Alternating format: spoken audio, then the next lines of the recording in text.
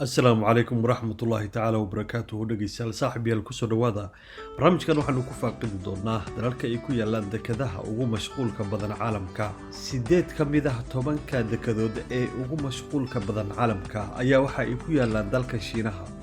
waa arinta xiisaha leh ee barnaamijkan sida goonida ah uu u taabanayo waxay taasi cadeynaysaa in dalka Shiinaha uu yahay dalka ugu badan ee haysta amaba leh dekedaha ugu mashquulka badan oo ay ka dhoofaan alaabaha waxa loo yaqaanaa port containers ama dekedaha ay ka dhoofaan konteenarada alaabada iyo shixnadaha kale ay saaran yihiin dekeda Shanghai ayaa waxay tahay dekeda ugu mashquulka badan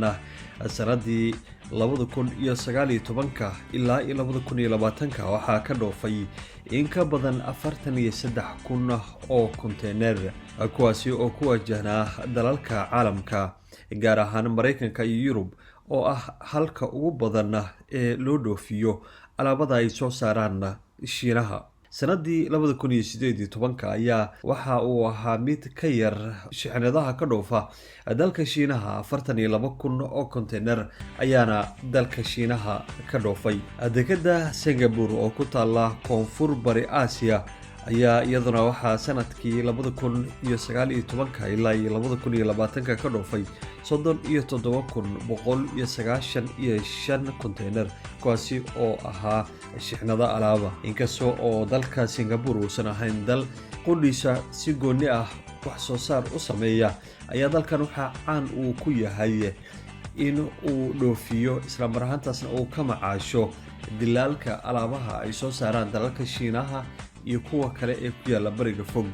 waxaana alaabaha dalka Singapore ka yimaada la keenaa qaaradda Yurub iyo Mareykanka iyo waliba Afrika iyo dalal badan oo ku yaala Aasiya dekeda Ningbo Zhoushan oo ku taala dalka Shiinaha ayaa kaalinta saddexaad ku jirta waxaa sanadii 2020 ka dhoofay in ka badan 27,000 oo shixnadood oo konteenar ah kuwaasi oo iyagana sidoo kale ku wajahnaa dalalka adduunka ee Shiinaha uu xiriirka ganacsi u la leeyahay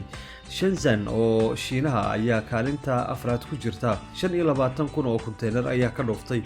Guangzhou oo Shiina ah ayaa iyana kaalinta shanaad ku jirta 23,236 shixnadood ayaa ka dhoofay Busan oo ku taala South Korea ama koonfurta Korea ayaa waxaa ka dhoofay sanadii 2019 ilaa 2020 22,992 shixnadood kuwaasi oo sidoo kale iyaguna ku wajahna dalalka dunida Guangzhou oo ku taala Shiinaha ayaa kaalinta toddobaad ku jirta 22,010 konteenar ama shixnadood ayaa ka dhoofay dekedaasi oo ku taala badda jaalaha ama Yellow Sea Hong Kong ayaa xagsatay kaalinta 8aad inkastoo sanadii ka sii horeysay ay kaalinta shanaad ku jirtay haatan waxa ay ku jirtaa kaalinta 8aad waxaana ka dhoofay 18,361 shixnadood bixintan ayaa waxaa xiiso gooni ah u sii yeelaya in dekeda Rotterdam oo ku taala dalka Netherlands ay noqotay dekeda ugu mashquulka badan caalamka waxaa ka dhoofay 14,810 shixnadood waana dekeda ugu mashquulka badan guud ahaan qaaradda Yurub dekeda Dubai oo ku taala Imaaraadka Carabta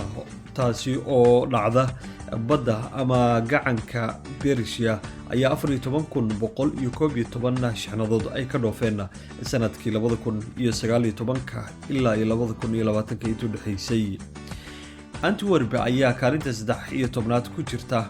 oo Belgium ku taala waxaa ka dhoofay 11,860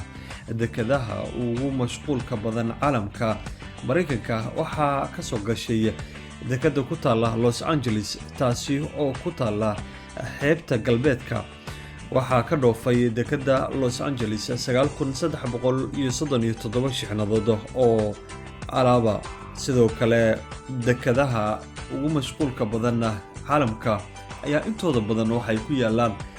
wadamada ku yaala Aasiya gaar ahaan bariga fog kuwaasi oo wax soo saar xoog leh uu ka socdo ma jirto ilaa iyo haatan dal ku yaala qaaradda Afrika deked ku taala oo ka soo dhex muuqday warbixintan lagu xusay wadamada ama dekadaha ugu mashquulka badan adduunka. Waxaa qaaradda Afrika inta badan laga dhoofiyaa oo dalka dibaddiisa looga dhoofiyaa ama qaaradda Afrika bannaanka looga saaraa alaabo isugu jira macdan iyo shidaal. Sidoo kale waxaa ka dhoofa Afrika suufka oo laga sameeyo dharka. Waddanka Koonfur Afrika oo ka mid ah waddamada ugu horumarsan qaaradda Afrika ayaa la rumaysan yahay in ay ka soo dhex muuqan karaan sanadaha soo socda haddii ay badiyaan wax soo saarka alaabta. Sidoo kale dalka Soomaaliya oo ku yaala ama dhaca bariga iyo geeska Afrika waxa uu ka mid yahay waddamada ugu istiraatiijiyadda wanaagsan, isla mar ahaantaasna waxaa ku habboon waddanka Soomaaliya